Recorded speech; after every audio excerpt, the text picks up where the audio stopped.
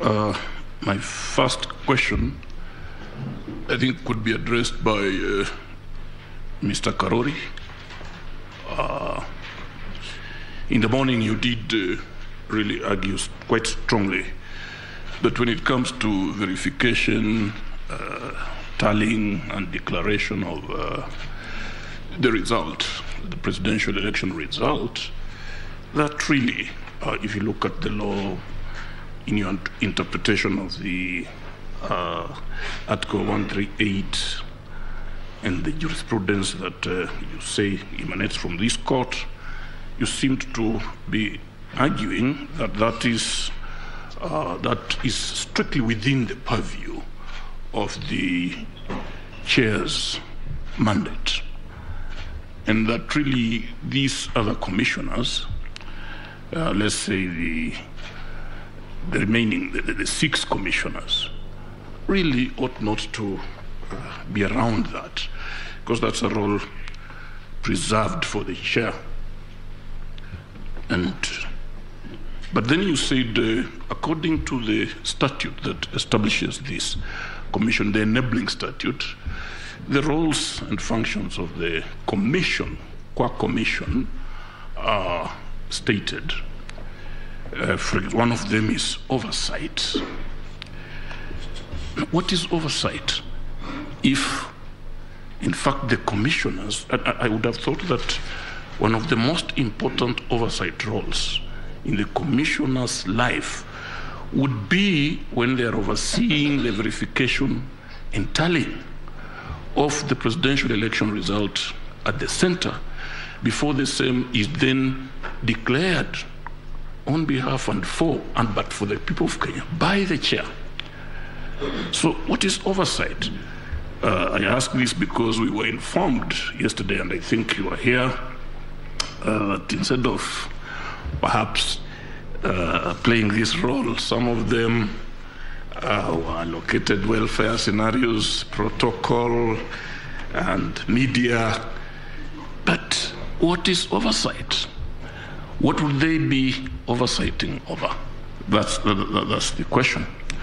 In other words, at what point in this corporate entity scenario does the chair then disengage from the other commissioners? Be they 2 or be they 5 or 6? When do you say this is chair qua chair and this is chair as part of the commission? Because we need to understand that. We've been asked to provide clarity. Then let's go to Mahat. Mahat, there is this story about this Venezuelan. And one of the issues is whether the technology system employed or deployed was penetrated. And you did tell us, again, quite robustly, that there was no such penetration or infiltration or intrusion, whichever. But you did also concede that this Venezuelan, whatever his name is, had access to the server. But your answer was that the contract between the IBC and Smartmatic was to supply and maintenance. So if I understood you correctly, this Venezuelan was accessing the server as part of the maintenance. So what is this maintenance? What does it entail? What was he doing there? Say he was released and locked out just before the election. So what was he maintaining in that system? Maybe you just want to tell us what maintenance entails as part of that contract agreement. Then back to the question of percentages again, in terms of the turnout. I think I asked this question, I asked Mr. Orengo, but now that you may not have another, you may also want to address it. In the arguments that have been presented before us, Mr. Chebukati, the chair, first mentioned a 65.4% turnout.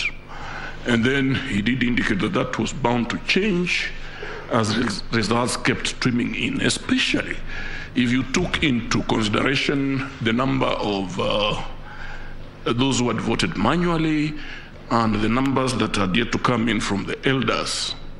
Now, it is the petitioner's argument that if there was to be any change at all, then that percentage would have to increase rather than decrease.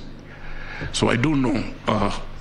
And how relevant, again, is this turnout to the determination of whether a candidate gathered 50% plus one vote? And then, you see, we have been asked by Mr. Ngatia, who do you believe among these two protagonists? This question has been put to us, and believe you me, we will have to deal with it. Who do we believe? Now, the question of the National Security Advisory Council. This, I think, Mr. Oraro, this could be of interest to you.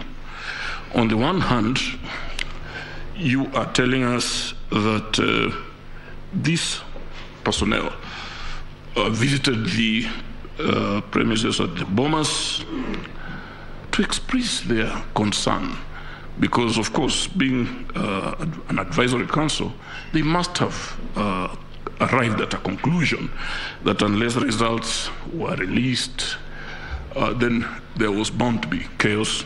But on the other hand, the chair, in his affidavit, tells the court that the only reason the AG, or I mean not the AG, but the individuals, distinguished people for whom we have a lot of respect, paid that visit, was to tell the chair to somehow re-engineer the results in favor of one of the candidates.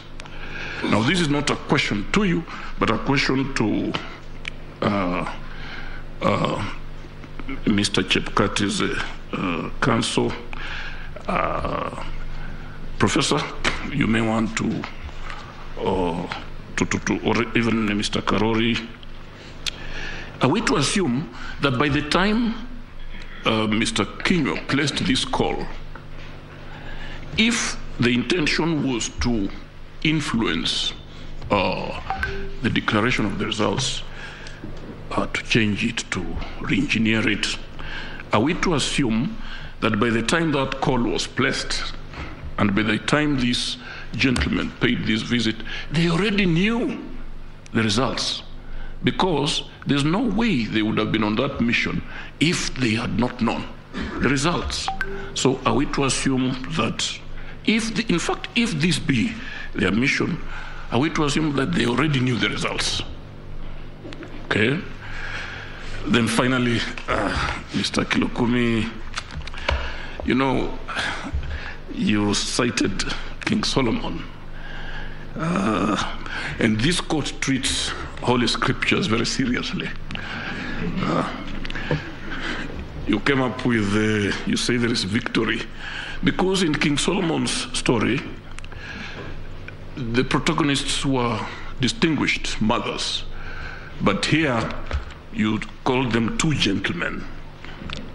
But I also remember that one of the mothers who turned out, or the mother claimants, who according to Solomonic wisdom could not have been the mother, is the one who was saying, cut the baby.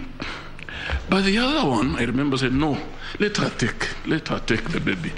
Because what she was interested in is to preserve the baby. Would you be willing to advise?